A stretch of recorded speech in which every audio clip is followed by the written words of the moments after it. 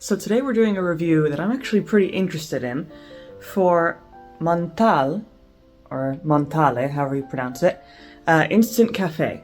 So this is obviously a coffee toned fragrance. Came out in 2013 and it's unisex. So I'm going to put some on and see just how coffee-ish it is. So, let's see. Okay, so it's not a burst of coffee, but it's definitely there. So the interesting thing about this is when you look up the notes, it's actually coffee mixed with rose. So both of those notes are very prominent. And the opening, it's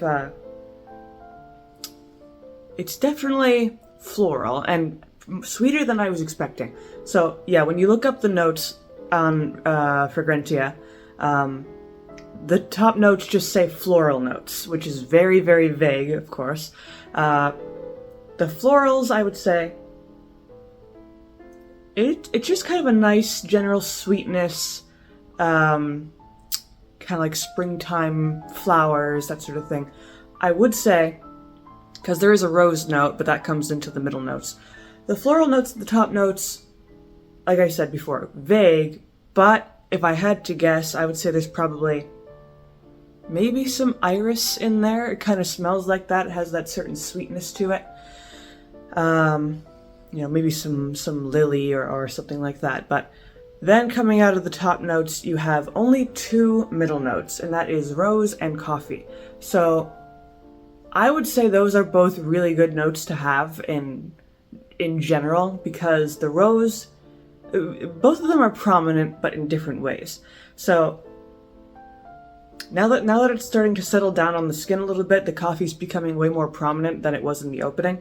Because the opening is generally kind of just very sweet and floral. But now the coffee's coming through and becoming, a little bit more kind of roasted, toasty, a little bit warm. Then mixing with that rose note. And the rose note is very strong, actually. I would even argue that it's a little bit stronger than the coffee itself, which I was not expecting since, this is called Instant Cafe. So the rose note I quite like. It's a nice, crisp, cold, floral note. And at the same time, it's not too sweet, because sometimes perfumes go into the realm of sugary sweet versus more of a natural floral sweetness. This is definitely, it's pretty sweet, but it's still erring on the more natural side of that sweetness from the rose. And rose in general as a note, I always say it's a little bit of a colder type of note in comparison to other florals, because it just does have a certain crispness to it, which I like. I think it's a very fresh, feminine note. And it's definitely really well balanced with the coffee, again, because they're pretty different, but they're very strong at the same time. So they really balance each other out. And then the base notes are very few as well. There's vanilla, white musk, and amber. So I would say the vanilla is pretty prominent. Out of the three base notes, the vanilla is the most prominent, I would say. It contributes a little bit more to the sweetness, the overall sweetness of this fragrance. Without being too sugary sweet. I would not say this is too cloying, too gourmand. Definitely not in the style of La Vie est Belle. It's not that sweet at all. More of a moderate sweetness for this fragrance, just kind of in general. And now the white musk and the amber. White musk in general is a very, very light type of musk, so it can kind of get buried under some of the other notes. I would say here, you can kind of detect it. It's a certain warmth that is grounding the fragrance here. But it's really not that strong. It's just a little bit in the background. You can kind of detect it. The amber is probably the weakest link here. It's definitely... the white musk is stronger than the amber. I don't really get the amber much at all here. So overall for this fragrance, you're getting a lot of florals, just the sweetness from the florals, especially the rose. Then, of course, you have the coffee. That's the second most prominent thing.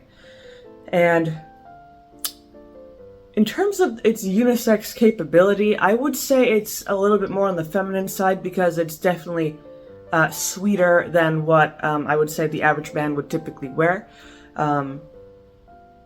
Unless you prefer sweeter fragrances, of course.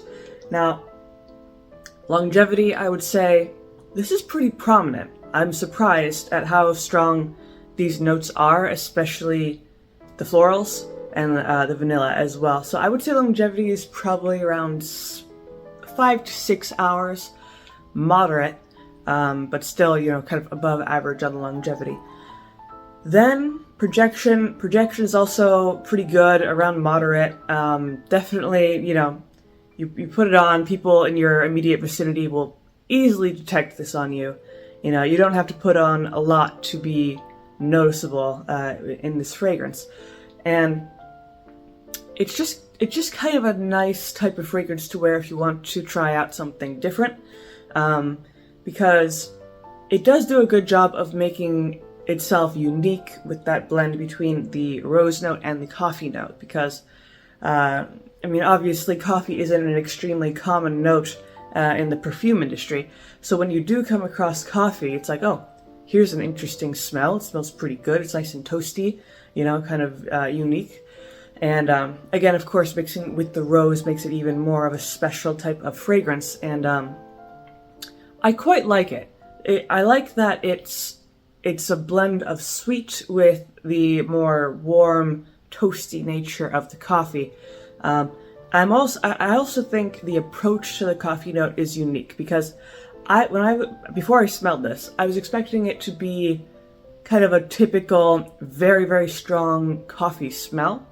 Just like you stick your nose in a bag of coffee beans, but it's way more mild than that. It's less of a stereotypical coffee note and more of a kind of, the coffee complements the other notes, specifically the rose. So I like that because it's a little bit different from what you would typically expect from a fragrance that's advertising itself to be coffee-esque.